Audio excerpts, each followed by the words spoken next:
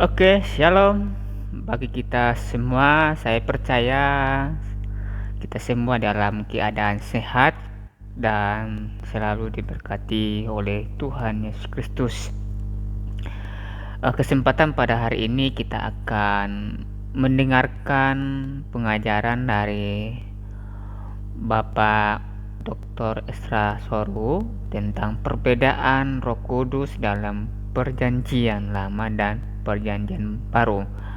Mari kita simak apa yang Bapak Esra Soru sampaikan supaya kita mengerti dan memahaminya perbedaan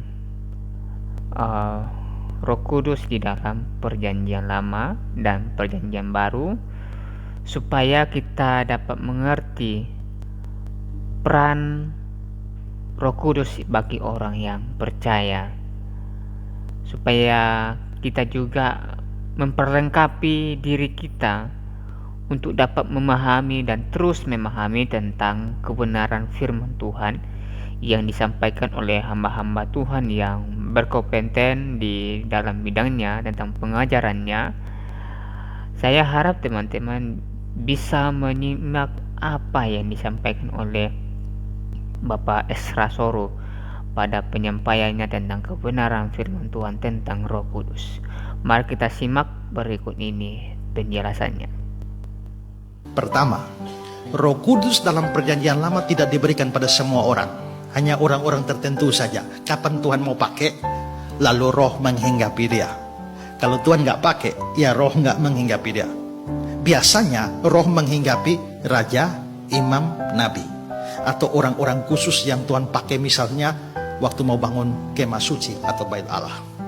Kedua, pekerjaan Roh Kudus dalam Perjanjian Lama itu tak ada hubungan dengan keselamatan. Artinya, kamu bisa dihinggapi Roh untuk melakukan tugas tertentu, tapi kamu bisa nggak selamat.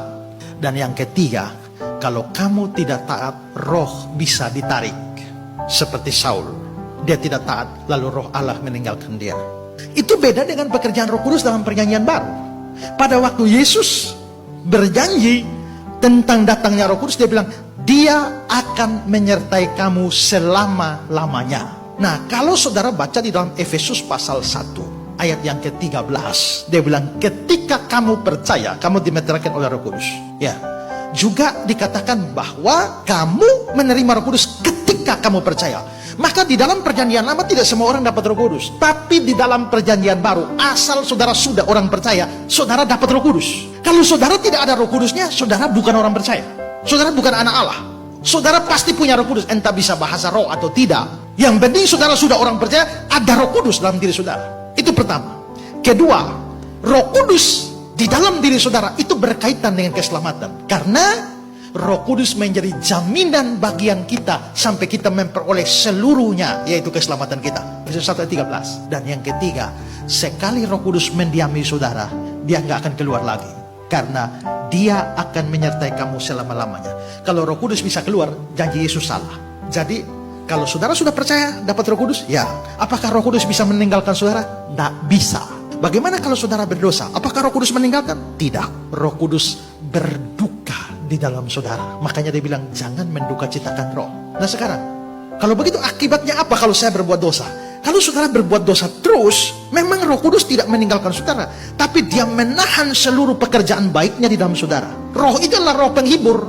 Jadi kalau saudara sedih, dia hibur. Tapi kalau sekarang roh penghiburnya yang lagi susah, lagi sedih, lalu bagaimana dia menghibur saudara? Saudara akan kehilangan damai sejahtera di dalam hati. Gak bisa. Semua pekerjaan baik dari roh ditahan sampai saudara bertobat. Dalam Perjanjian Lama, orang tidak taat, roh bisa dicabut. Makanya waktu Daud berdosa tuh, Mazmur 51, dia berdoa, jangan ambil rohmu daripadaku.